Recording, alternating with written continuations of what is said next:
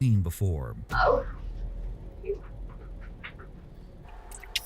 Grandma, Oh my God.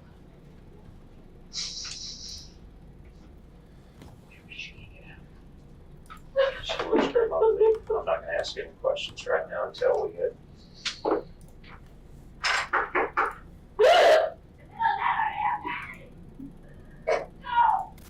What would make a grandmother emotionally break down like that? For Karen Brooke, it was the murder her 15-year-old granddaughter, Alyssa Bustamante, just confessed to. If you had to describe Alyssa Bustamante's childhood with a single word, it would undoubtedly be tragic. According to case documents, Alyssa confided in a mental health professional that she had been subjected to severe mistreatment at a young age. The resulting trauma led to Alyssa being diagnosed with post-traumatic stress disorder, and the doctor stated she developed an abhorrence for violence. She'd been the result of a teenage pregnancy, as her mother, Michelle, was only 15 years old when she was born. Though her grandparents were excited to have grandchildren, Alyssa's parents, Michelle and Caesar, weren't prepared for parenthood. It wasn't long before Alyssa was joined by 3 younger siblings, twin brothers, and a sister named Emma. The children grew up in a turbulent household. Cesar Bustamante was eventually charged with 3 counts of assault and was sentenced to serve 3 concurrent prison terms. There was no stability for Alyssa, her brothers, and sister, and they were often evicted, forcing them to constantly pack up and move. Michelle's parents, Karen and Gary Brooke, stepped in to help take care of the children. However, they soon found that many of their efforts, such as sending food to the family and visiting, were all in vain. Eventually, they realized that there was only one thing they could do that would truly make a difference in the children's lives. The grandparents decided to campaign for full custody of Alyssa and her siblings. When they gained full custody of the children, Alyssa was about 8 years old. Living with her grandparents offered her stability for the first time in her life, but Alyssa had already been exposed to far too much.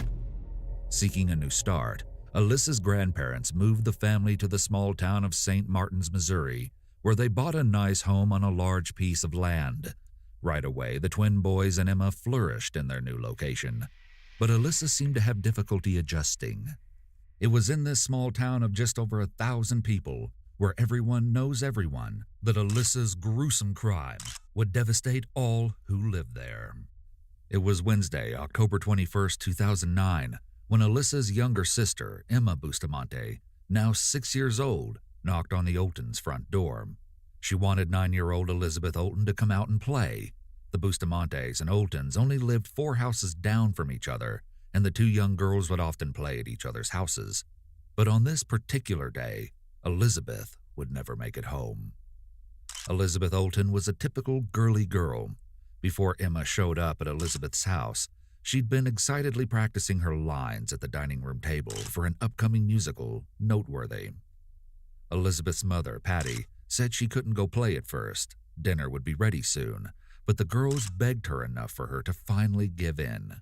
Patty gave her daughter clear instructions to be home by 6 p.m., when the sun would nearly be set in late October, and Patty trusted that Elizabeth would come home since the 4th grader was terrified of the dark. Emma and Elizabeth played board games and hopscotch in the Bustamante driveway. Eventually, Elizabeth told Emma that she needed to go home. Emma stood on the big rock by her driveway and watched her friend begin her walk home. However, she didn't stay to see if Elizabeth made it all the way home safely. Emma was later asked by investigators if Elizabeth might have walked through the woods to get home, but she was adamant that they never went in the woods. Emma continued playing outside, though she didn't know for how long. At some point, she lost a hair tie in the thorns by her driveway, and when she tried to retrieve it, she scratched her hand and her foot got stuck.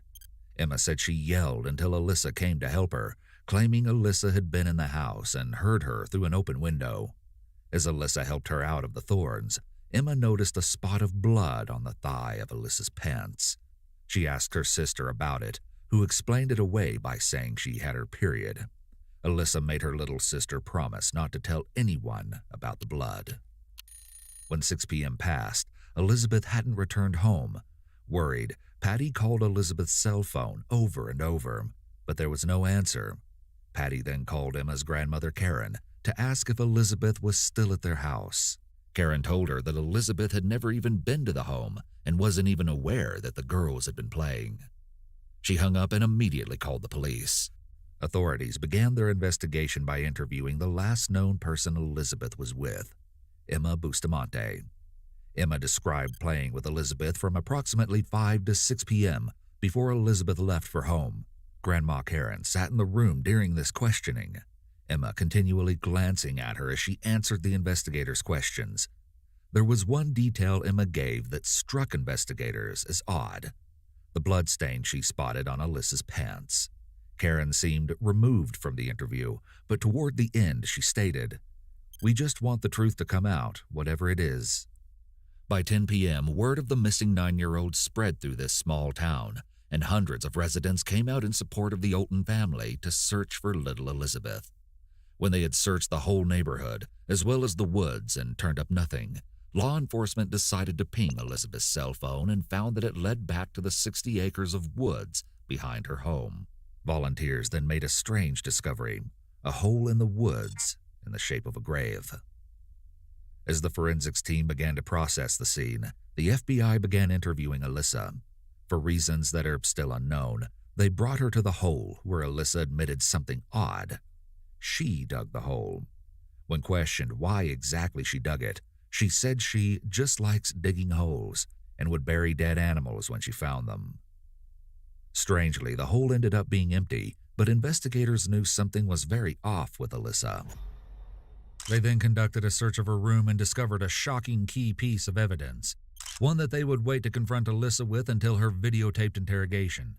This led to the most dramatic meltdown in any interrogation we've analyzed yet.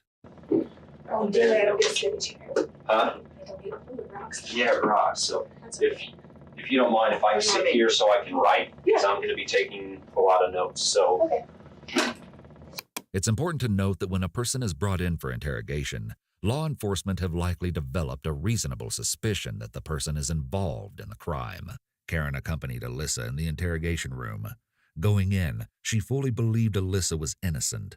She was in for the shock of her life as the truth began to unfold right before her eyes. walk me through exactly what happened. We didn't go to seminary that day, right? Okay, so I woke up and I got ready and I went out to go get the bus, but I missed the bus because it doesn't usually pick me up. Okay. So I went back to the house and my grandpa gave me a ride to school. So I went to school. Okay.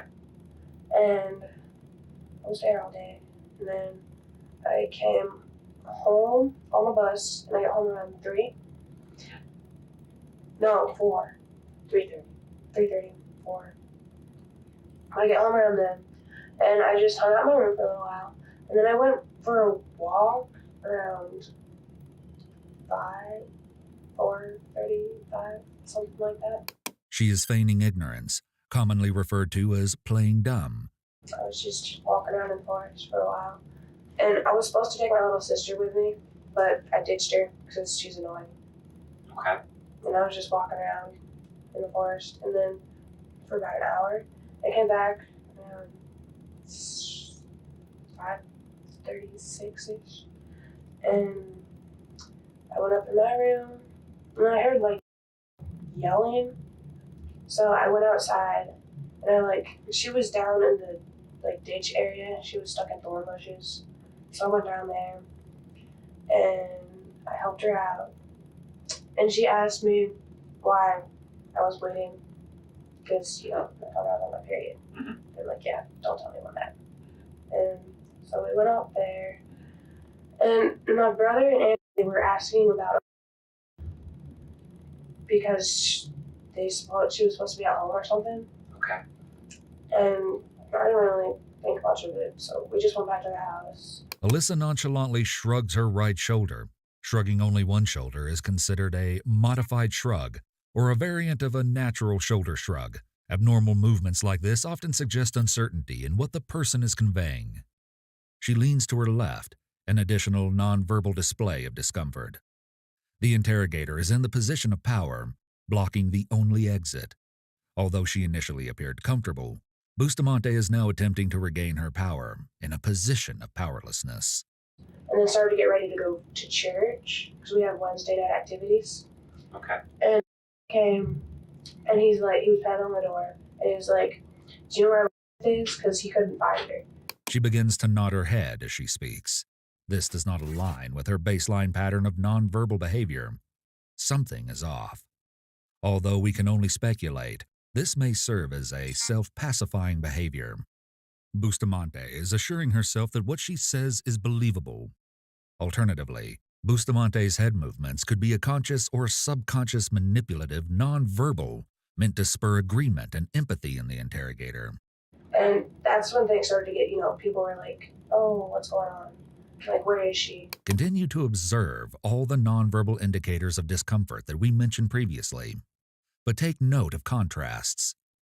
We ended up going to church, and I don't know, a lot of stuff happened while we were there because it's from 7 to 8:15-ish. And when we came back, there was 3 sheriff cars in our property, and there was people out searching everywhere. Uh-huh. And that's pretty much it. I went to sleep after that. Okay. Bustamante says, here. She does not use this consistently throughout the interrogation. It is not one of her baseline tendencies. Because she does not regularly say, this moment is worth noting. It's also interesting to note that Alyssa uses what is known as an exclusion qualifier when she states, "That's pretty much it." According to the retired CIA interrogator, Philip Houston, an exclusion qualifier is defined as being a tactic that enables people who want to withhold certain information to answer your question truthfully without releasing that information. Examples of exclusion qualifiers include statements such as "not really," "fundamentally," "for the most part," "probably," and so on. That's pretty much it. I went to sleep after that. By stating "that's pretty much it," she's technically being truthful, but only by leaving out key details and withholding information, specifically the murder of Elizabeth Olton. When the CIA is interrogating an individual, they conduct both body language and statement analysis. They look for clusters of 3 or more indicators that occur in either quick succession or all at once. This exact moment is the perfect example of what a CIA officer looks for during an interrogation to determine if someone is being deceitful. That's pretty much it. I went to sleep after that.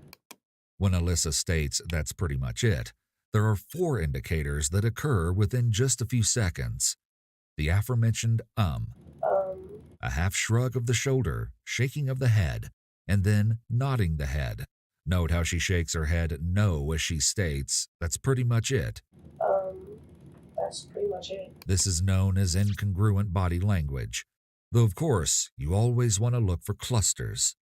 This particular moment is significant as it's paired with other indicators, including statement analysis. Alyssa employs the exclusion qualifier multiple times throughout the interrogation. See if you can spot the other moments where she employs this tactic and post the timestamps in the comments. Okay. Alyssa gives Officer David Rice the outline of her movements on Wednesday the 21st, but 2 things become clear during this retelling of events. Alyssa had come into contact with Elizabeth Olton on the day she went missing, and Alyssa unwittingly places herself in the woods where Elizabeth's cell phone last pinged and where eventually they'll find Elizabeth. This confirms opportunity and the place for the crime to take place, but Alyssa's demeanor comes across as calm and confident. Now, you have a boyfriend. I do. Okay, what's his name? His name's Dustin. Okay. Do you know, has anybody talked to him about any of this? Or I'm pretty sure he's been interviewed. okay. Alyssa's boyfriend had been interviewed by law enforcement, and when the interview opens, we see him biting his nails and looking nervous.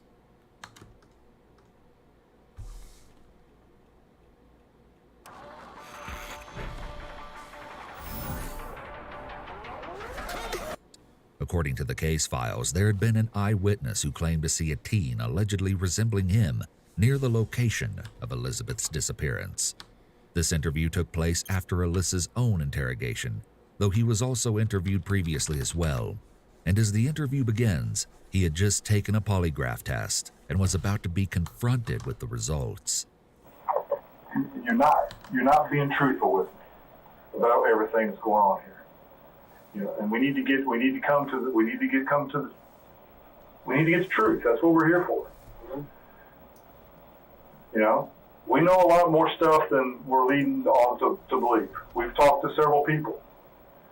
The interrogator sits closely to Bustamante's boyfriend, Dustin, and speaks with authority. He states that they know Dustin has more information. This is a direct confrontation approach to interrogation. We've talked to several of your friends. We've talked to several of his friends. And they've told us some stuff. They've told us some phone conversations they've had and everything. So what do you know? I don't know anything. What do you know? Nothing. All that I know is what the FBI told me. Why is the polygraph telling me different? Why is your body telling me different? Why is your heart telling me different? I'm nervous. Nervous has nothing to do with it. We've talked about that. The interrogator is looking for a reason why Dustin is nervous. The polygraph test is all about psychophysiological detection of deception, PDD, or the use of physiological measures to detect lying. It measures certain autonomic physiological markers, such as heart rate, perspiration, and blood pressure. Examiners measure these markers at suspects' baselines before they're interrogated.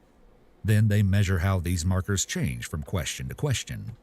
These markers are associated with anxiety, which is often present when one lies. The interrogator knows that Dustin is nervous. However, the polygraph cannot show exactly why he is nervous, when he is nervous. An adrenaline spike to a question could indicate lying or some other form of emotional arousal, not directly related to the topic of the question. The interviewer isn't outright saying if he failed the lie detector test. Later case documents revealed the polygraph's results. Alyssa's boyfriend was asked 3 questions during this polygraph, all concerning Elizabeth. Did you physically cause her death? Did you physically take her life? Did you do anything physical that ended her life? He answered no to all 3. Yet according to the case files, it was determined that he was being deceptive in some way with his answers to all 3 questions. Nervousness has nothing to do with it. Nothing at all. Your heart rebels against a lie when you normally tell a lie. And there's nothing you can do to control it. You can try to control your breathing all you want. You can think of other things all you want. But your heart, that right there, is going to tell the truth. The heart is the first autonomic physiological baseline measurement collected. Some studies suggest that both heart rate and respiration rate show no significant increase or decrease, depending on whether the subject told the truth. But research has produced mixed results. Regardless of these inconsistencies, what is most telling is how suspects respond when under the impression that they were caught in a lie. Let us see how Dustin reacts when the interrogator implements this technique, a technique we will explain in just a moment. What if I told you that we did a neighborhood canvas out there and talked to all the neighbors that live out there, even the neighbors that live in the subdivision behind where I live, and then there lives in the subdivision behind where I also lives. Talked to all those neighbors. Kind of messed up. We did a spot check out there with cars. Now all the cars that came off and came through there, we stopped and talked to them. What if I told you somebody saw a kid about your size in a black hoodie with a black t-shirt and blue jeans on, standing there on the side of the road next to the guardrail? From that point on, we see the interview begin to use what is called the read technique. The read technique is an interrogation type used in the accusatory process. An interviewer tells the suspect that the results of the investigation clearly indicate they committed the crime in question. It's a 3-phase process, beginning with fact analysis, then a behavioral analysis interview. This phase is designed to be non-accusatory to develop investigative and behavioral information. The 3rd phase follows, when appropriate, the 9 steps of interrogation. And we did a photo lineup. What you can do for We did. During the initial neighborhood police canvass, the eyewitness said that they had seen a strange boy in a dark t-shirt and baggy pants standing alone at a guardrail near where Elizabeth went missing. The eyewitness had been shown a copy of Alyssa's boyfriend's driver's license photo and they claimed that the picture resembled the person they had seen. We know that eyewitness testimony is notoriously inaccurate, though admissible in court. Witnesses rely on autobiographical memory, specifically episodic memory, which is a type of recall involving events with contextual details, such as where and when something occurred. This type of memory is sensitive to memory bias. A witness might recall a suspect wearing a blue shirt a day after the occurrence, but state that the shirt was red a week later. So why is that? I wasn't there. Alyssa's boyfriend comes across pretty confident, borderline defiant, when he looks the interviewer directly in the eyes. It's interesting to see him be combative with the interviewer at the mention of law enforcement having already done a photo lineup. Contrary to popular belief, anger is a more common reaction in individuals accused of something that is not true. If law enforcement had completed a photo lineup and it led to a positive identification, he would have already been arrested and charged. The constant accusation becomes exhausting, and suspects just want the process to end. They assume that admitting something will end the interrogation, and most suspects think that invoking the rights of silence and counsel will label them as guilty. Alyssa's boyfriend is strong-willed throughout the entire interrogation and didn't take any of the bait the interviewer dangled in front of him. After he is questioned by the interrogator in the video, he's then questioned by Sergeant Rice. It was then that he confirmed the investigator's suspicions all along. He had been hiding something. When you die, you go to another life. Maybe heaven, maybe purgatory, maybe hell. These are the kind of questions that make us puzzle profoundly about our existence. Death is not the end of consciousness. We talk so much about our conquest of nature, our mastery of space, our subjection of the physical world. Exactly. What did she tell you?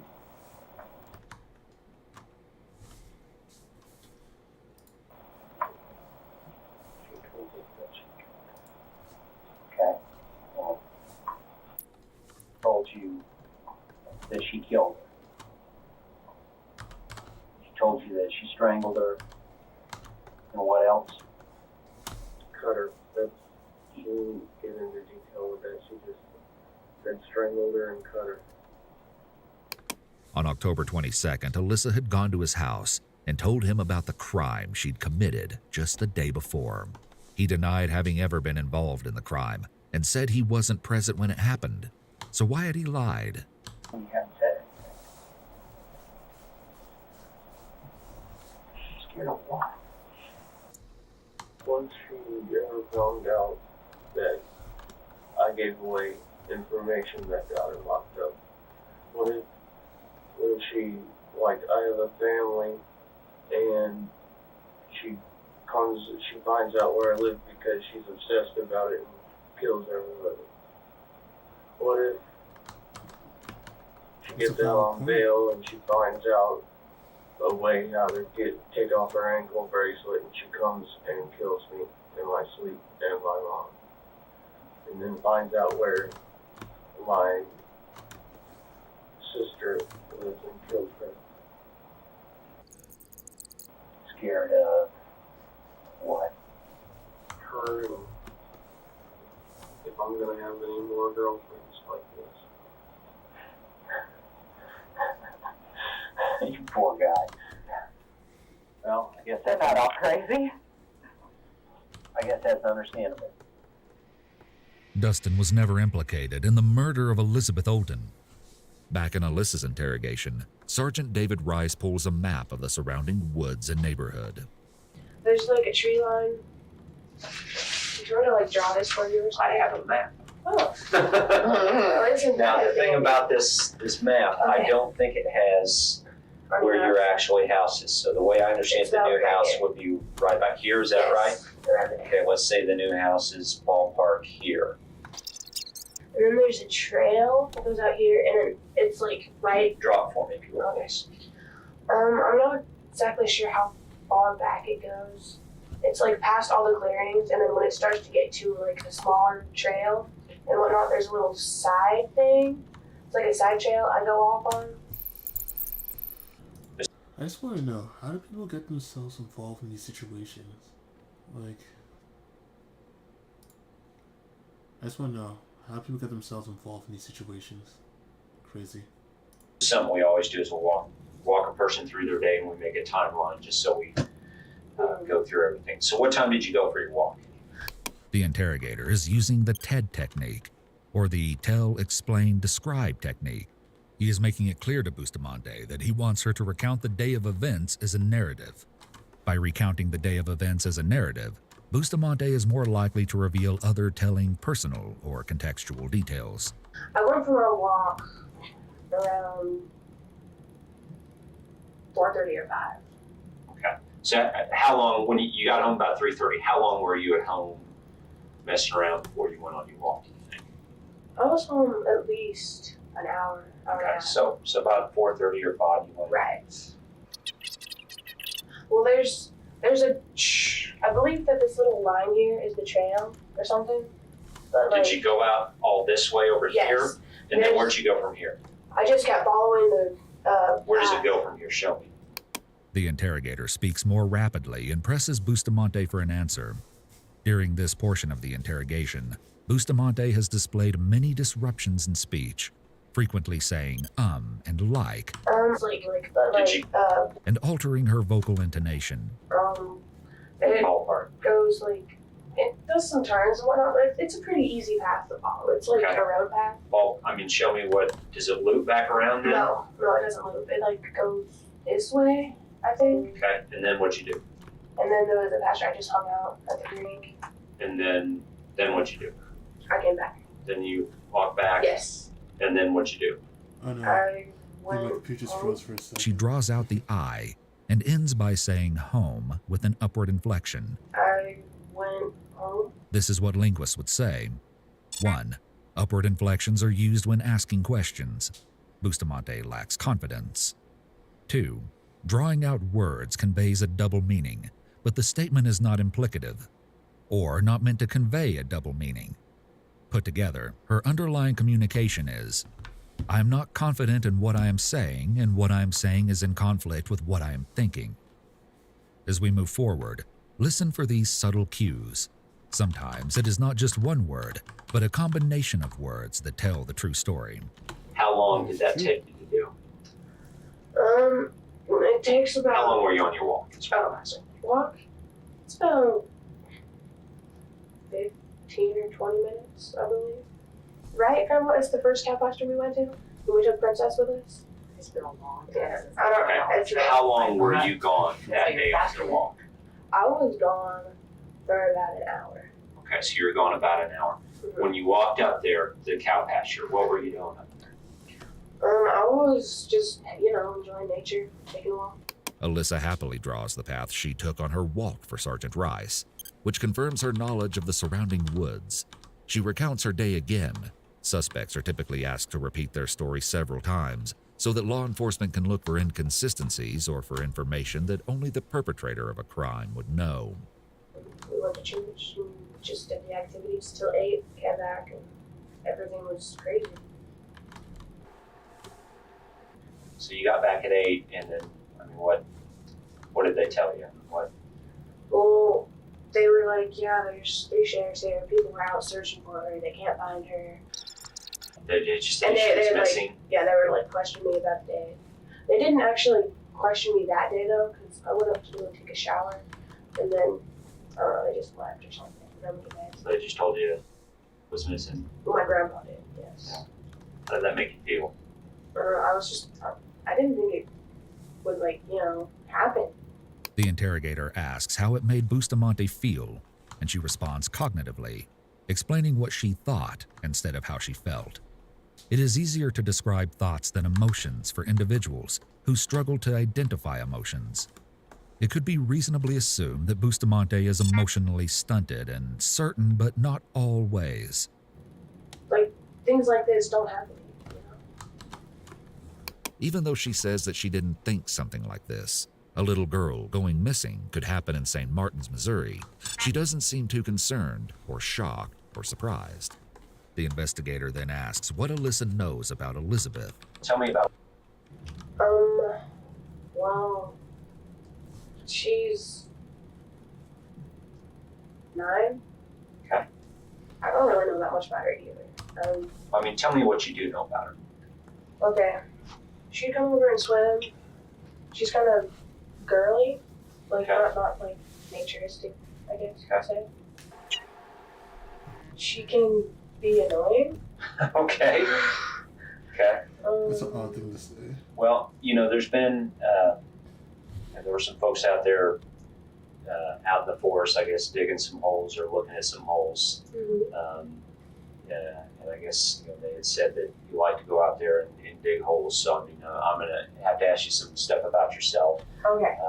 Because, you know, obviously that plays in there if they were looking at holes and you're out there in the forest and that sort of thing. So, I guess just tell me a little bit about yourself so I understand where all this is coming from. I really like nature, animals, being outside. It's just, you know, naturistic like that. And I get bored really easily, and I'm entertained really easily. Okay. So, you know, digging holes is just something to do. Alyssa keeps this explanation casual and surface level. It sounds like digging holes is genuinely a hobby for her, which doesn't seem too odd given the fact she's a teenage girl in a small town with probably not a lot to do. But at the same time, it's still interesting to note. She mentions that her brothers and her dig holes all the time, sometimes near their home, sometimes out in the woods. Okay. You just like to dig holes? And I like to climb trees.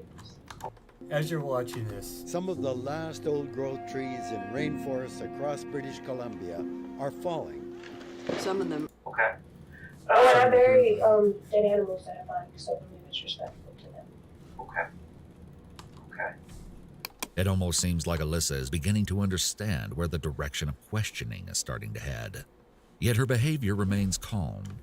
David Rice, as the main interviewer, is playing everything very casual. He makes it seem like he's on her side and doesn't believe she has anything to do with Elizabeth Olten going missing. What kind of holes do you dig? Tell me about these holes you dig. Well, You dig them a certain way every time, or just dig a hole? Just dig a hole, pretty much. Okay. Just wherever they're at? I mean, do you dig at a certain spot or what? No. Whether digging holes is a hobby of Alyssa's or not, she makes it seem like the most normal thing in the world for a 15-year-old to do in the woods. I'm such a not dirt kind of girl. Yeah. That's amazing to me. I don't do worms and I don't do dirt. Well, I'm in rugby, and so, like, we do a lot of contact physical in the mud and whatnot, and I know several girls playing rugby. That's kind of the thing right now, isn't it? Yeah. The interrogation turns into a friendly conversation between the juvenile counselor, Ms. Toby Mayer. The woman sat next to Alyssa and told the rest of the room about how girls' rugby is a new sport to the area. High school girl rugby, and they get after it. Oh, I'm sure they do. Yes, they do. The school doesn't sponsor it because it's too dangerous, but there's a team in Jeff City. I know there's at least 2 teams in Jeff City. Yes. I'm not sure about the other one, but I'm on one of them. So, and you love it? I do. And you love the mud? And It's you so love much dirt fun. under your fingernails? Do you mind worms? Sergeant Rice gets right back to business, steering the conversation back to the holes. This hole that you dug, when did you dig that hole? Sunday, I Sunday. believe. Yes. Why did you dig that hole? Because Sunday I was bored. You don't really do much on Sunday. Can't watch TV, play video games, you know. So I had to go outside. There's something in her voice that tells you she's not being entirely truthful. She's also beginning to nod her head a lot, which could be her way of trying to convince Sergeant Rice that her story is true. When did you dig it? Ooh. I think my grandpa would have the exact time. This statement is odd. It's unclear how or why Alyssa's grandpa would know the exact time the hole was dug, especially considering what is revealed later. I don't really remember. What were you doing Sunday? I mean, tell me about Sunday then. Her nonverbal indicators are more obvious. Look for the self-pacifying behaviors mentioned earlier, in addition to new behaviors like lip-licking and interlocking fingers. We didn't go to church Sunday, right? Because we were at Mom's house, I believe. I was at my mom's house for the weekend. Okay. She lives at the lake. And we came back around 5, and I know I dug it before dark, so it was sometime in between. Wait, what time did we come home? I didn't pick you up till 6. Well, it must have been in between like 6:37, I guess. You picked her up where? Eugene. You picked her up at 6 p.m. at Eugene? Right. And it's how long of a drive? Half hour. So you got back home 6:30, 6:45-ish probably? Maybe minus 6:30. 6:30? About 25 minutes. Well, it's getting dark by then. Yeah. Well, So you got home at 6:30. yeah. And how did you dig a hole at what? So what did you Well, do that's Sunday? Well, I'm not asking what your grandpa. When you got home at 6:30 at Sunday, what did you do then? Oh, I think I took a shower and went to sleep, so I don't think I did it Sunday. I think it was Saturday, actually. No, because I wasn't here Saturday. Bustamante is digging herself deeper and deeper into her own hole. You weren't here Saturday. Nope. On Sunday. Right. Monday. I think it was Friday then, because I was here Friday. It wouldn't seem possible. Right. Right. And you weren't here Saturday. Right. And you didn't do it during the week because there's only Monday, Tuesday. Right. So then you're thinking it had to have been Friday. Yes. These weaknesses in her story will later be exploited in the interrogation. But for now, David is playing it close to his chest. He's aware her story is changing, and it seems like Alyssa is also realizing that her story is starting to fall apart. Okay, so tell me about Friday. Do you remember Friday? Did you go to school on Friday? We didn't have Okay. school Friday. No school on So I Friday. got up around like noon. Okay. Ish. So were Grandma and Grandpa home on Friday? Or did you work on Friday? You worked half a day, so you've been home at noon? 12:30 is when the get it back 1:45. Okay, so was she asleep when you got home? I just did not recall. Okay. So then Friday, what'd you do? Think back to Friday. After getting up, I hung out for a while at the house, and it was a nice day Friday. She is deflecting or attempting to redirect focus elsewhere. In certain contexts, hair stroking is a pacifying behavior. Hair stroking is not one of Bustamante's baseline behaviors and is occurring in a high-pressure context. This is likely a pacifying behavior. Bustamante is uncomfortable. Relatively nice day. So I decided to go outside and just do whatever. And I dug a hole. Alyssa's bouncing around more than she was at the beginning of the interrogation. She's rocking back and forth, nodding her head. It seems that as her story is unraveling, so are her nerves of steel. Why did you dig that hole? Because I was bored and I felt like doing something. Tell me about that hole, though. It's a very specific hole. I mean, it's a very unique hole, I should say. Are all of your holes like that? No. Okay. But why? You dug the hole, so you know what I'm talking about. Yes. Rice is describing the hole in a vague way to see if Alyssa might add anything that would explain why she dug it. She doesn't really have an answer or a reason to give as to why she dug that particular hole. That was a very, very unique hole. I guess. I was digging. I mean, whatever shape comes to mind. I was just entertaining myself. The reason I'm asking, it just seems like and you can understand why, as if people were out in the woods looking for a person, if they were lost, or God forbid, looking for, if they thought it was God forbid, a body, why they would be alarmed by that hole, because they're, come along a hole, freshly dug hole that was, and so think a perfect rectangle about 3 feet by about 4.5, 5 foot, straight shovel marks down, about, as you described when I talked to you out there, about that deep. Interrogators probe for specific answers after asking broad, open-ended questions. This is, again, part of the TED interrogative technique, or the tell, explain, describe technique. Imagine the flow of interrogation as a funnel. Alyssa's interrogation has become more focused, narrower. Rice is asking a very specific, probing question. Not only does he ask a very specific, probing question, but he illustrates with his hands the exact size and shape of the hole.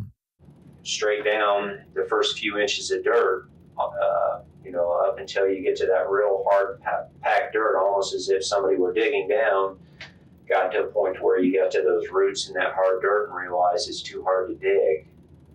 Do you see what I mean? Yeah. Rice relays details and speculation surrounding the crime scene, but does so from Alyssa's perspective. Alyssa is likely to identify with the story he tells. Liars tend to distance themselves from their lies, but Rice has psychologically repositioned her into a self-identifying mindset. Her nonverbal indicators become increasingly prominent. Most people, if they were just going to bury a bunny or something out there, they dig. I'm digging a hole, by God, just dig a hole. But for a 15-year-old girl to dig a perfectly rectangle 3 by 4 or 5 square rectangle hole, it just caught a lot of people as very odd. That makes sense, it does. The hole Alyssa dug is the perfect size and shape for a small grave. It's a perfect 3-foot by 5-foot rectangle, shallow, and is alarming to come across during a search for a missing child. What do you think about that? When Sergeant Rice asks, "What do you think about that?" to Alyssa, he's using the theory of the crime development, where the investigator knows there was a crime, but doesn't understand all the steps involved and doesn't fully comprehend the motive. This is where interrogators will use deceptively innocent questions to get the suspect to fill in the gaps and create a plausible working understanding of the events. Well, I guess, the timing for digging that hole was definitely not good. Have you ever dug a hole like that before? I have. There's an entire discussion about other holes of similar shape and size that she's dug before. These holes are where she buries animals, but there's no clear indication if Alyssa happened upon these animals' bodies or killed them herself. It doesn't matter if it's a year old. They have sonar, they can run right over it and they can tell you the shape, the depth, the whole thing. I mean, we're talking about guys that have the FBI, they have instruments that can do just about everything. This is subtle intimidation meant to imply that Alyssa need not lie. Have you dug a hole like this before then, or is this the first time? It's not completely like this, but it's kind of like that. Okay. Like so big enough for a shoebox. Okay, but this is the first time of that size. Yes. Okay. But what about the big round ones that I kept falling in? And I mean, they're deep. And I kept telling the kids, "Did you guys quit doing this? Because they're dangerous." And we used to ride our horses up there, and I could break a leg. I mean, they're huge. Okay. There's like 3 or 4 of them. Yeah. And this is on our property. Digging pits for what? I don't know. It was entertaining. Okay. And we like to make traps. Just occasionally, put some sticks over it and some leaves. Yeah, we for you to break a leg. We pull them in, yeah. Well, if they have horses, that's not a good idea, Liz. Well, we don't ride our horses up there. I was going to say, if a horse breaks its leg, what happens? I know, but we didn't do that. We don't ride the horses up there. We used to. We used to, but we don't. You have horses. You like horses? I do. They're not rectangle. They're big round ones. Big round. I don't know what that matters. Okay.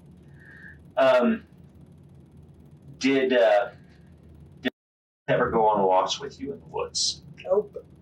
The questions asked here are entrapment questions, and if any inconsistencies are found, the suspect's statements would be treated as lies. This type of questioning places additional pressure on the suspect as the interrogation continues. I know you said she was a girly girl. Yeah, I've never seen her in the woods. Okay. I mean, did you ever take her on walks in the woods or anything like that? When I go on walks, I like to go by myself. Okay. Here we see a clear inconsistency in what Alyssa is saying and what her body is saying. When asked if she has ever gone on walks with Elizabeth in the woods, Alyssa states, nope.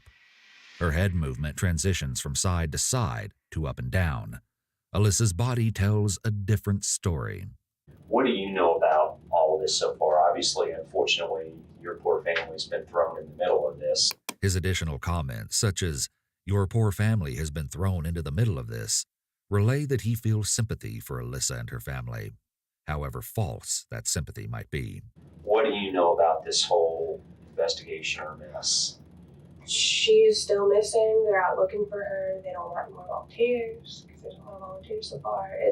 This is really big. They've had helicopters searching as well. And I don't know, that's pretty much what I know. As noted previously, she responds cognitively rather than from a place of feeling. She doesn't have much to say about her family when Toby and Sergeant Rice start empathizing with what Elizabeth's family must be feeling. And interestingly, her face falls into a neutral expression, and she stays silent. It's very sad for her. Yeah, Can you imagine if it was missing? God, it would be awful. Yeah, and her mom, her family has...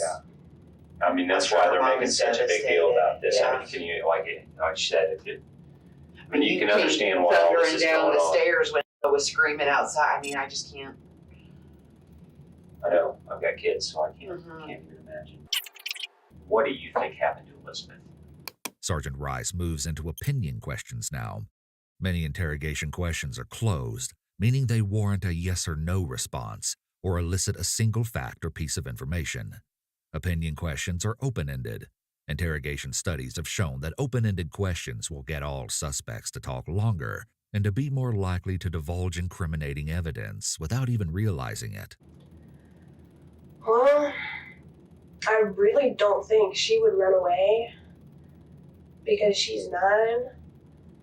And the way they've been searching for 2 days, never got any sign of her. So I think that maybe someone kidnapped her or something. It's a terrible thing, but I don't know what else to assume. Innocent individuals might be more likely to mention that they don't know. Guilty individuals might feel more compelled to provide an explanation that doesn't fit with the crime they committed. We see this as Alyssa evades the topic of murder. Would she have easily been lured into a car? I mean, was she that kind of girl? I don't know anything about her. Would she have been like with a kitten? I mean, maybe. You'd have to ask her mom about sure. Do you think somebody did something to her? I mean, that seems most likely, because I don't think she'd be the kind of person that would like hide or stay out all night or anything like that. okay. Is there anybody in that area you can think of that comes to mind that you would think of that would do that? Is there anybody that, knowing your neighbors, that you would? No.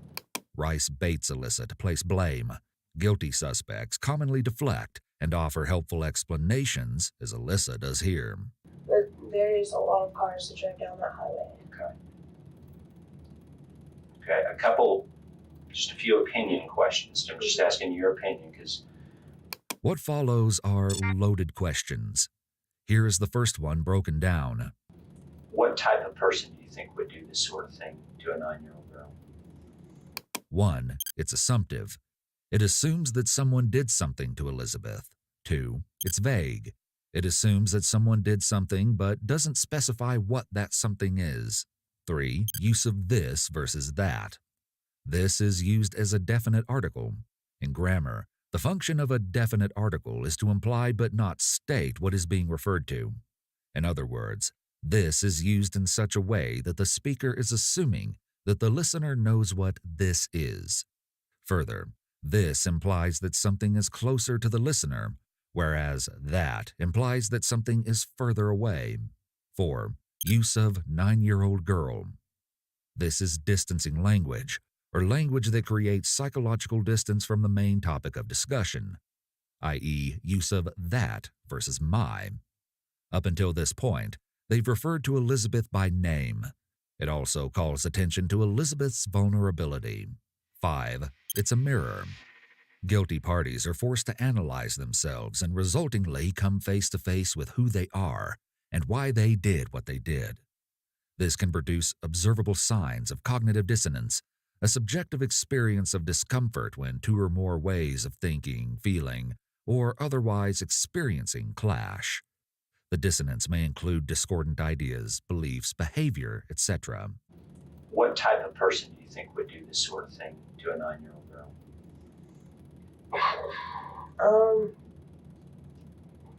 A sick person, like someone that, I don't know, can put down all their morals and just take a 9-year-old girl.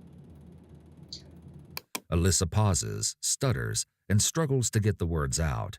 She's looking in the mirror. She parrots Rice, 9-year-old girl, using a parallel tone and inflection. Sociopaths and psychopaths hide in plain sight by observing and mimicking the mannerisms and behaviors of those around them. The word "this" served as a placeholder. Whatever Alyssa said would represent what she knew this to be, but Alyssa evaded this trap. She could have filled that placeholder with "kill," but she filled it with "take." On the other hand, this could be seen as a slip-up, as Alyssa did technically take Elizabeth into the woods. Whenever we find out what happened to her, if somebody did something to her, what do you think should happen to them? I think they should get convicted. Well, yeah, because all the trouble that they're causing so far.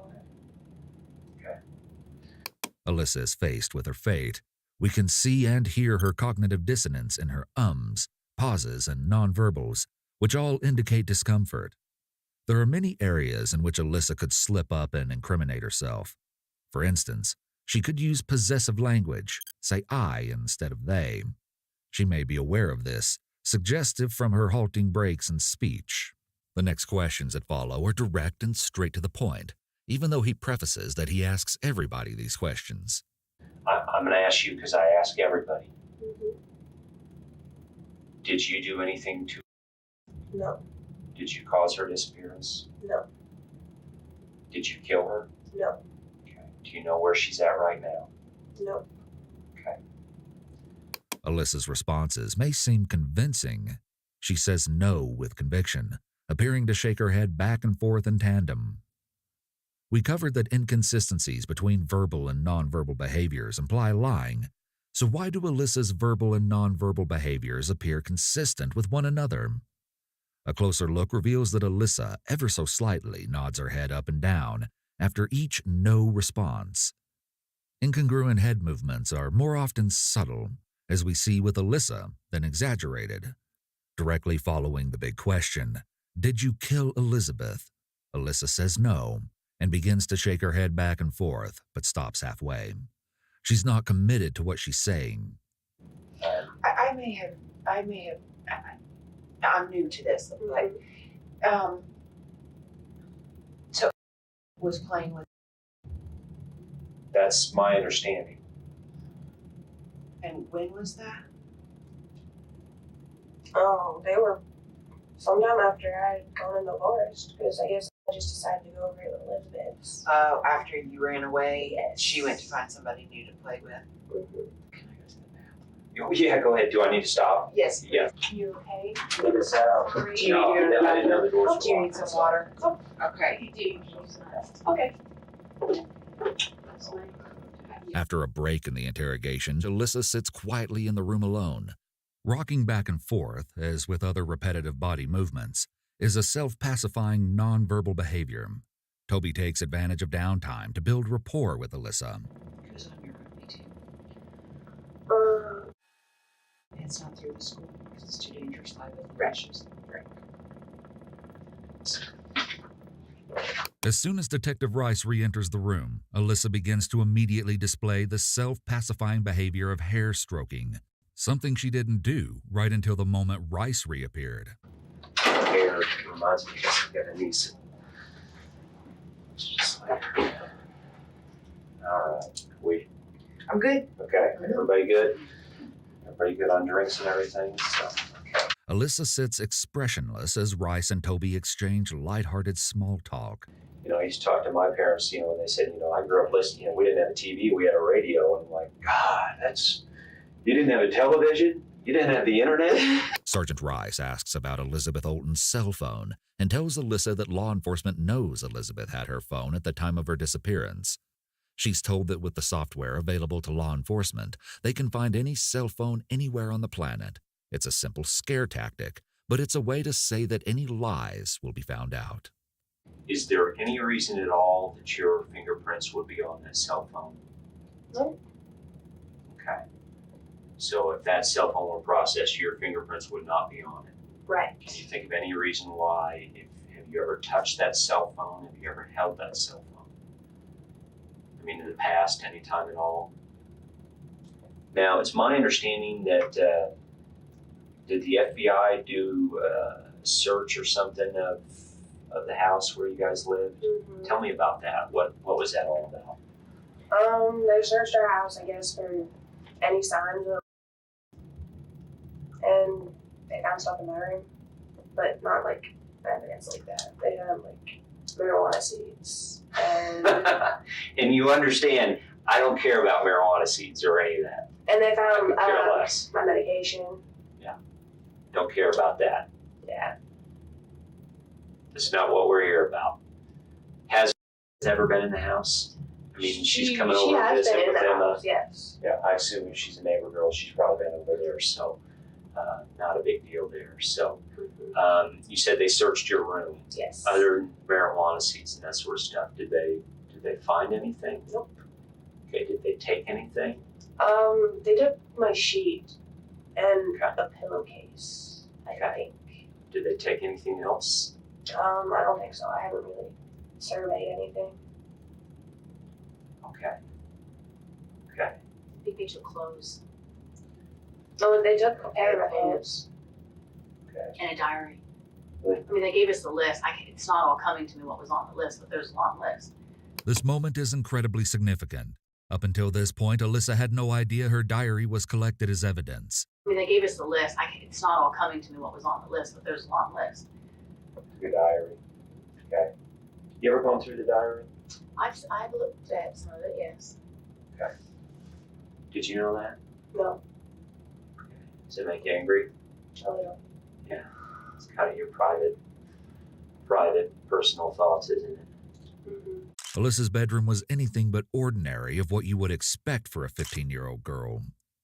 The room was messy, with clothes thrown on the floor, but it was the bizarre writings all over her walls that caught investigators' attention, and a drawn figure with slash marks to their head and arms, with the name Emma, Alyssa's younger sister, written next to it. Some of these writings, including dark poems, were written in pen and marker, but others looked like they'd been written in blood. Letters and cards were taped up onto the walls from her father, who was still in prison at the time, and on Alyssa's bed, hidden under a blanket, was her journal. She wrote down her thoughts and feelings like any normal teenage girl, but nothing could prepare the investigators for what else they would find inside. The journal was filled with disturbing thoughts, including Alyssa's desire to burn a house down with a family inside. She wrote another entry which stated, "If I don't talk about it, I bottle it up, and when I explode, someone is going to die."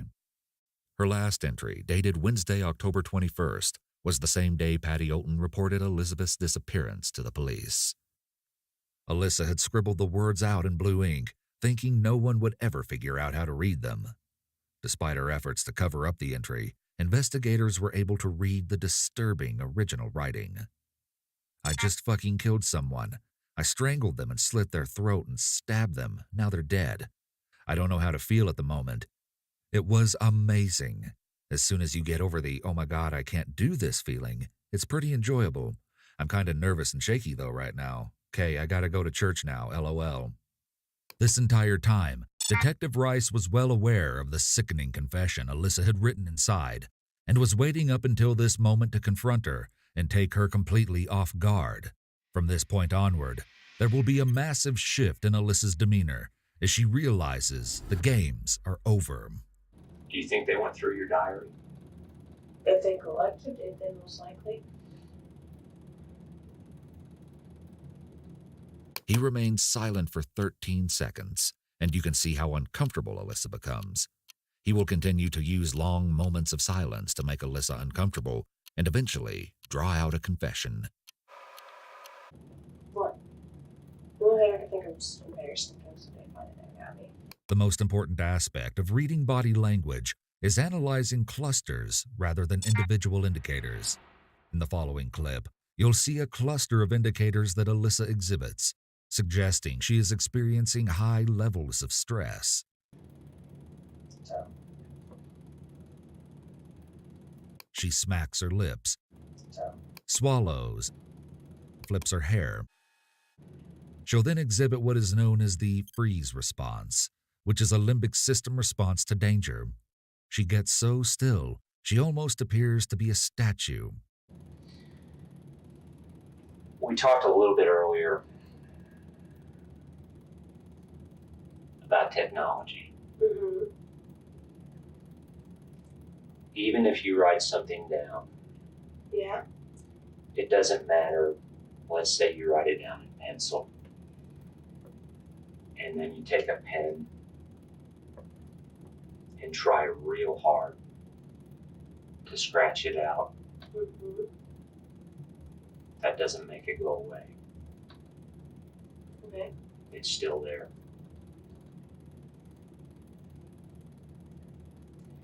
And forensically, and actually you don't even need a whole lot of forensics. If you hold it up to a light, you can see what was written. And then when that's processed forensically, every word, every stroke is still there.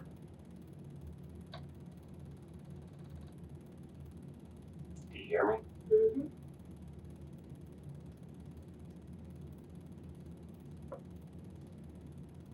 What we want to do is find out what happened to the little girl.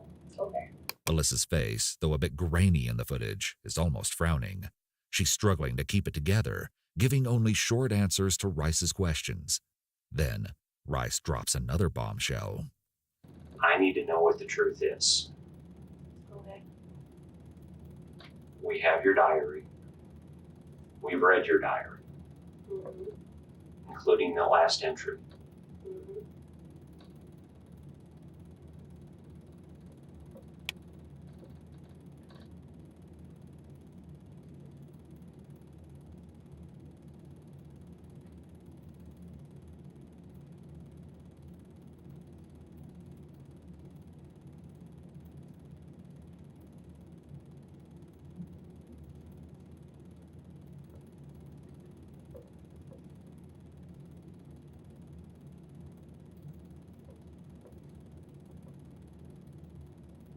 He goes silent for a full 70 seconds. Just over a minute. It may not seem like a very long time, but when you're in an interrogation and under pressure, this silence must have felt like the longest silence Alyssa ever endured. And you can see her face start to falter. Maybe her eyes are watering up, but it's hard to tell. Some argue that the first person who breaks silence in an interrogative setting loses the round. Alyssa indulges the silence, which might be more telling than if she objected to Rice's implication. Alyssa could be brainstorming. She could be terrified. It looks like there was a moment when Alyssa might break, but then she seems to reset her emotions and remain quiet, staring back at Sergeant Rice. We both know what we're talking about here. Mm-hmm.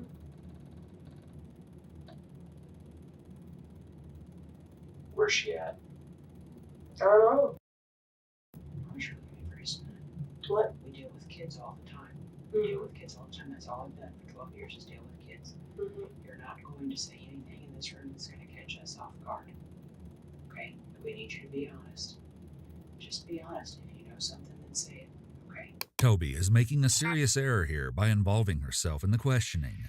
She is a juvenile officer, and in taking this role, she's supposed to be acting as Alyssa's advocate, not as an interrogator. She is limited to observing the interrogation and protecting Alyssa's rights.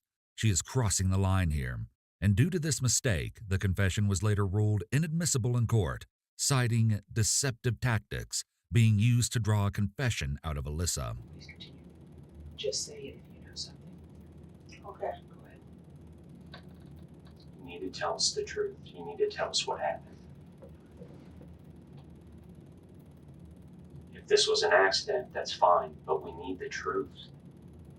With Rice saying it's fine if it, meaning the death of Elizabeth, was an accident, this is the minimization part of the Reed technique that's been used throughout this entire interrogation, Minimization is an interrogator's attempt to decrease a suspect's resistance to confessing by downplaying the seriousness of the crime. We can tell Alyssa is teetering on the precipice of confessing, toying with the idea.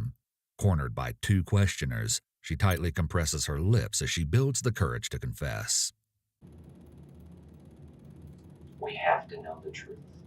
That's all I'm asking for, is whatever happened, I have to know the truth. This is not going to go away. All I'm asking for is the truth. I don't know what's in the diary. I don't know the truth.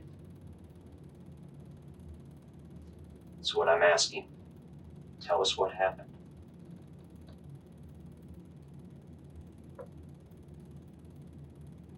The lip pull is a micro-expression that signals intense displeasure, dislike, or disagreement. In sports, players will often exhibit the lip pull after a loss. They are resistantly admitting defeat. Alyssa exhibits the lip pull here. This may speak to Alyssa's mindset. Is this remorse or regret? Or is it defeat? The interrogator will now begin to reiterate the accident theory, and at this point, I think Alyssa's grandmother is losing her mind in a very quiet and composed way. If this was an accident, that's fine. We can deal with that. But I have to know what happened. I have to know what the truth was. I have to know how this happened. And the most important thing is, we have to know where she's at. We have to give this family some closure. Just like if this was your little sister, you would want closure. This family needs closure.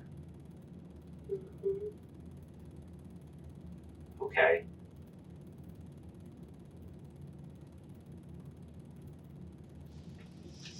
Let's start at the beginning. Is this something that was planned out, or was this just an accident? It was an accident. Okay. Interrogators often offer a chance for suspects to admit that the crime was an accident, even if all evidence suggests otherwise. This is a method for interrogators to get a foot in the door. The suspect admits to the crime, thinking they will be perceived as being less culpable, a form of minimization. It's telling that there was a pause between the words it and was. It was an accident. She's quickly thinking about her options and whether she can lie her way out of this situation. Well, this is a starting point then.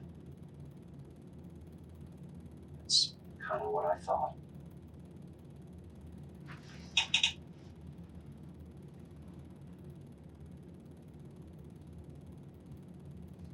Why don't we start with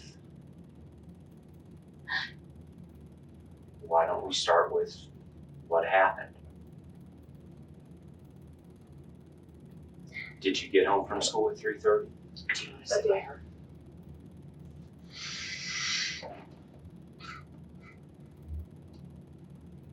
You got home at 3:30? Mm-hmm. And then what happened from there? I went in the forest. Like I said.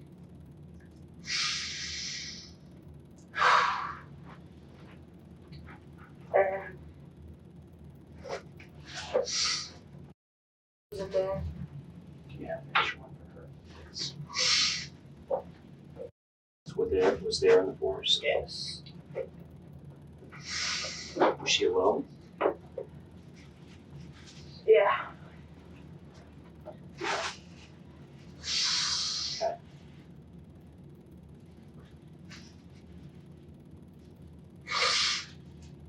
We decided to go hang out because it was a nice day.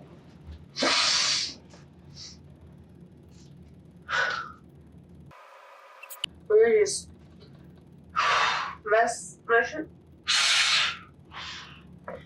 Take your time.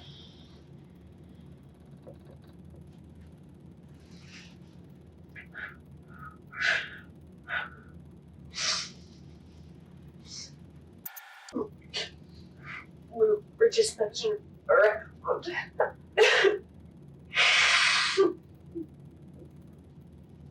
And She fell. She died.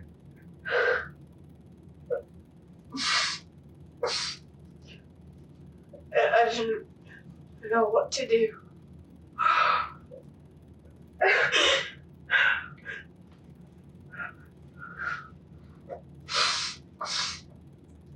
So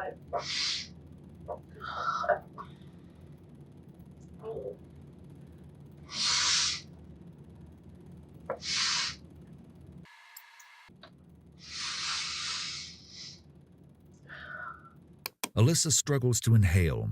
Her windpipe is constricting, which indicates the presence of severe stress. This biological marker of stress suggests Alyssa is legitimately affected. It could likewise be that Alyssa is effectively, intentionally activating a stress response for the sake of believability.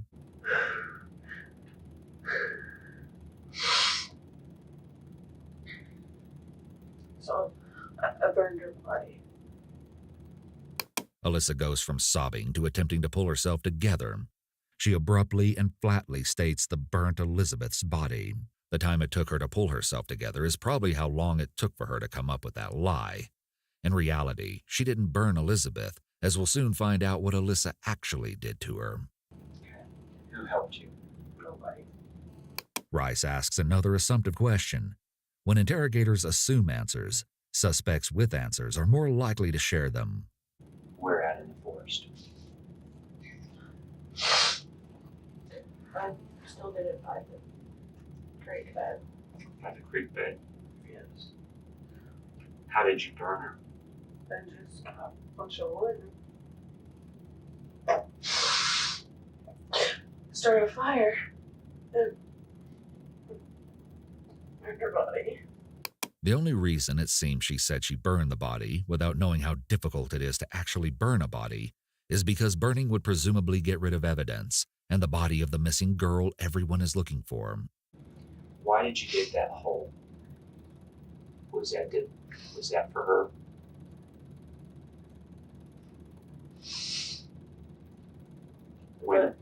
When did you dig the hole? You dug it ahead of time, didn't you? I've done that hole on Wednesday. Before you played with her? Yes. First, she states she dug the hole the day of the murder to continue pushing the narrative that it was all just an accident.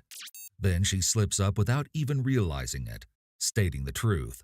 The hole was dug on Friday, 5 days prior to the murder. At this point, Alyssa can't even follow her own story. Alyssa admitting to digging the hole before she and Elizabeth hung out establishes premeditation. It doesn't matter whether the body's burned or not. They'll go through and do an autopsy. Okay. And they will discover every injury on her body and the cause of death. And I understand you said she fell, and that's why she died. However, they will know from the autopsy if she was shot, if she was hit in the head, if her throat was cut. They will know all of that from the autopsy. So we need to know the truth, because at the end of the autopsy, they will know exactly how she died. So we need to know now the full truth, full disclosure right now, so it doesn't come out later that, well, I wasn't telling the full truth again. Then he calls her bluff. How did you kill her? She died. How did she die? 9-year-old girls don't just die. We were messing around. Then she fell back and hit her head. Was her throat cut? Alyssa sharply exhales as she responds. Yeah. Oh.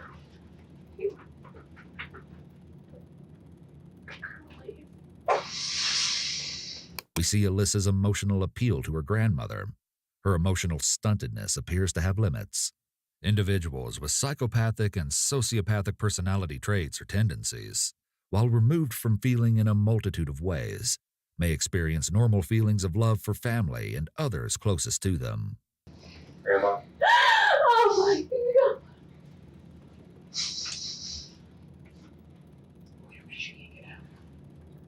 She wants grandma to leave. I'm not going to ask any questions right now until we get.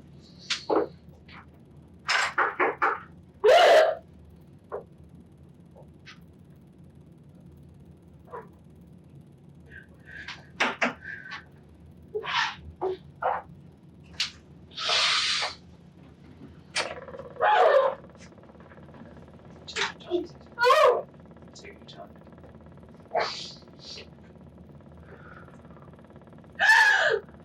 Do you want to drink water? Take your time.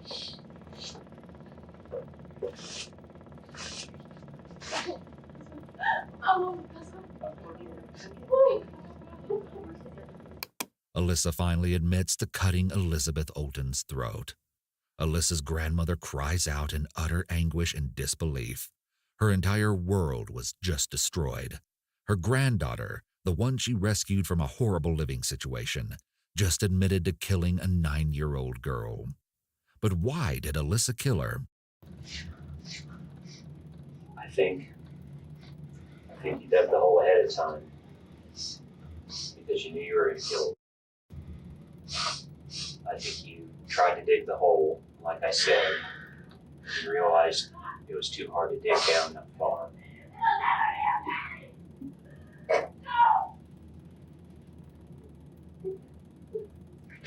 And I think you got it out there. You knew you were going to kill her. And then you cut her throat.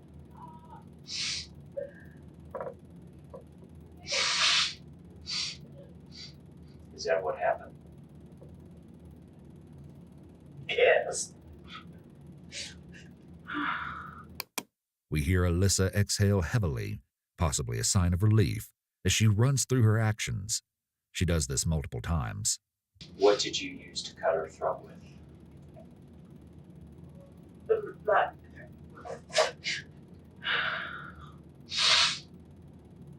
A pocket knife? A kitchen knife? Kitchen knife. Okay. Where's that kitchen knife now? In the sink. The sink of your house? I believe so. Okay. Did you stab her? Afterwards. Stab her body or where? Yes. Okay. How many times did you stab her? 2. 2. I think. Alyssa leans on words such as I believe and I think. These phrases often function as hedges. In some instances, hedges serve to soften statements or make them seem more cautious. Imagine how Alyssa would sound when responding to questions without these hedge phrases. Her response may seem overly cold and blunt, suggesting emotional detachment and even premeditation. Given Alyssa has displayed socio- and/or psychopathic tendencies thus far, it would be reasonable to conclude that she is consciously employing a social adaptive mechanism, or a learned regularity in human social behavior to mimic the normal flow of human conversation. Did you hit her with anything first? No. Or did you just cut her neck? Or what? You tell me what happened.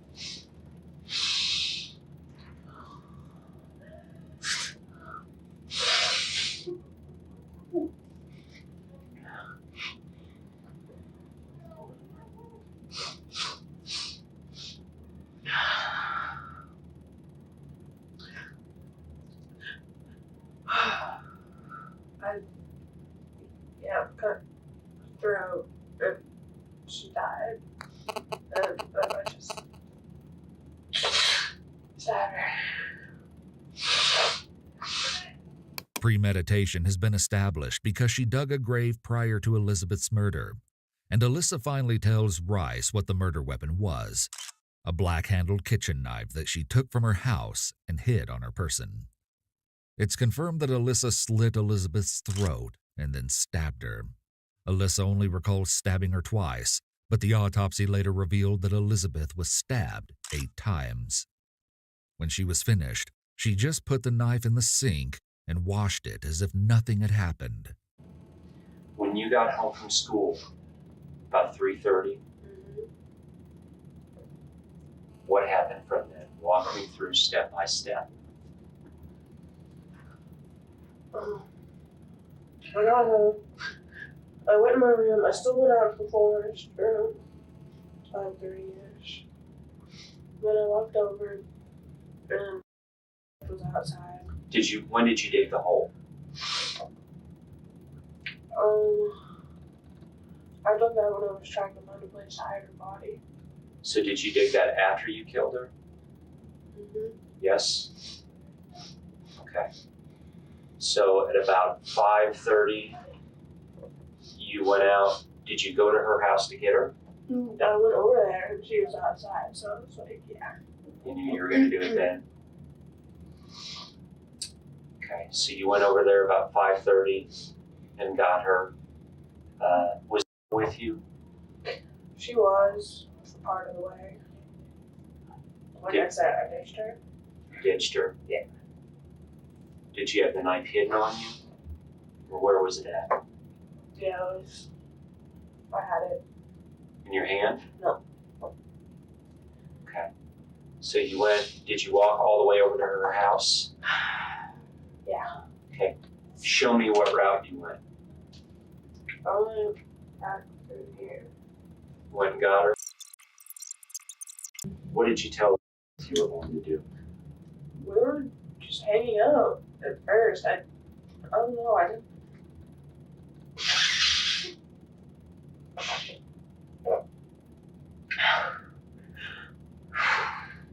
You had the knife with you. Had you made up your decision you were going to kill her then? No. At what point did you make the decision that you were going to kill her?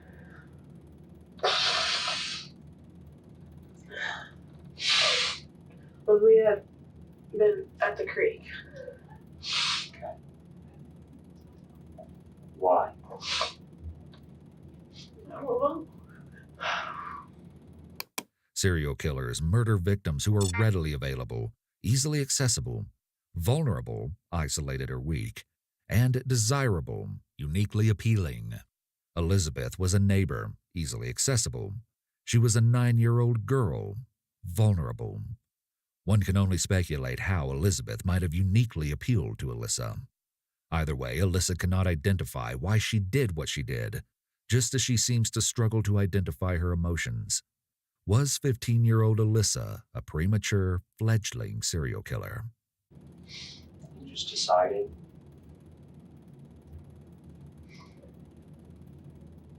Okay. Was she facing you? Was she turned around? What happened? She was turned around. You just came up behind her and cut her throat? And then stabbed her twice? Okay. And is it true you said then you burned her body? Okay, is that part true? So is her body should still be there? I burned it and then scattered it in the creek. Into the creek? Yes. Is the creek full of water? Yes. Okay. Because generally it's pretty hard to burn a body all the way. So it wasn't burned up all the way, was it? No. No, because it's hard to burn a body. Right. So you kind of pushed what was left of the body into the water.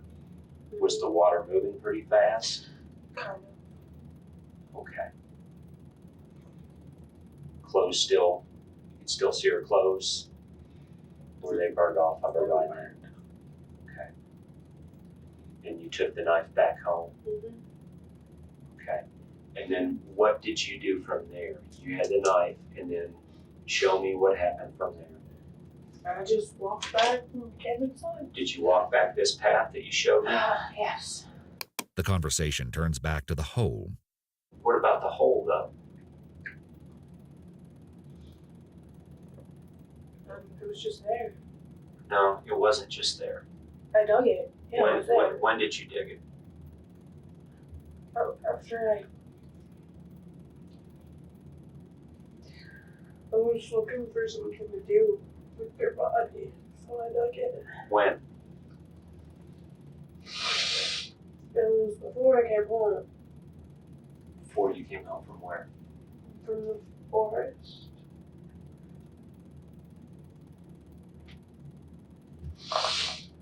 Who helped you? No, Grandpa helped you, didn't he? no. Rice asks her if her grandfather helped her since he was home at the time the murder took place. You didn't have a shovel with you. I had a knife. You didn't dig that hole with a knife. You did not dig. I was out there for 5 hours. You didn't dig that hole with a knife. Your grandpa loves you very much, doesn't he? Your grandpa would do anything for you. I know you don't want to tell me. I know you want to protect him. But we have got to get to the truth in this. You came back. You told him what had happened. And he wanted to help you. He wanted to try to make this right. I didn't know my grandpa anything. Who helped you? No one. We're going to put them all on a polygraph. Okay. Who helped you? No one. When did you dig the hole? Wednesday. When? After I killed her. When after you killed her? This is a very common tactic in interrogations. Once the suspect is open about events, they'll try to get more and more information out of them. The investigators will treat this crime as if it involves accomplices until other parties can be eliminated. The whole becomes the topic of discussion yet again. You've got to tell the truth. You're not telling the truth on this part. Why does it even matter now? It does matter because we have got to find out the truth. No, you already know it. We have got to know the full truth. Tell us the truth. I'm not gonna want my way back. No, you didn't. You didn't have a shovel. It was the Friday one. Yeah.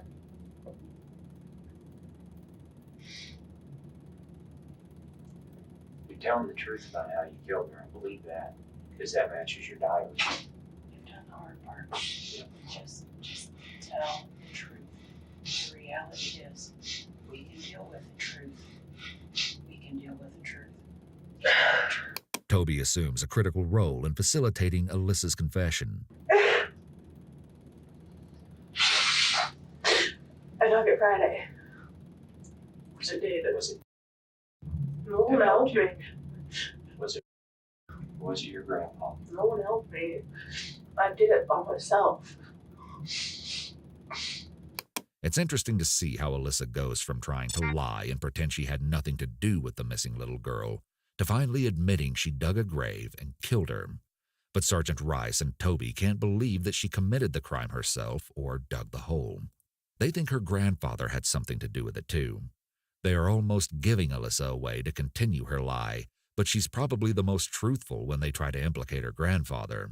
Probably out of love for him, because if there were ill feelings between them, there's no doubt she would attempt to throw him under the bus. Did you do anything else to her body? No. Did anyone help you? No. Who have you told about this? No one. No one? Did you tell? No. Did you tell your grandpa? No. Did you tell your friend? No. Did you tell anyone? No. There's a good reason that the investigators think Alyssa didn't act alone. Even her boyfriend said that he doesn't think she could have carried out the crime by herself. Quite literally. I think she did this alone. She couldn't have. I don't think she did either. I mean, she could barely lift me. I know. who would be the person that would help? The only good friend that I know of that she always came out with in the back was a girl named, but that's about it. She's right. Toby's right. You've done the hard part on this. One thing I can assure you, Melissa, I can assure you from working a lot of homicides for the last 13 years. I got a crummy job. The truth is going to come out. Every one of these that I work, where you're sitting here right now, going through the agonizing part of not wanting to come this last portion until. Hi guys. This is it for today. Yeah, I just got the quick painting down from Miles Morales. I might add a few more details on the next stream. But yeah, if you guys enjoy what you like and see so far, feel free to follow me on Twitch, YouTube, or Kick, or all other social media platforms. Links are in the bio. So yeah, I'm gonna continue the rest, and next stream I'll probably add more details, and I'll start Miguel O'Hara, Spider-Man 2099. Alright, bye. Thank you.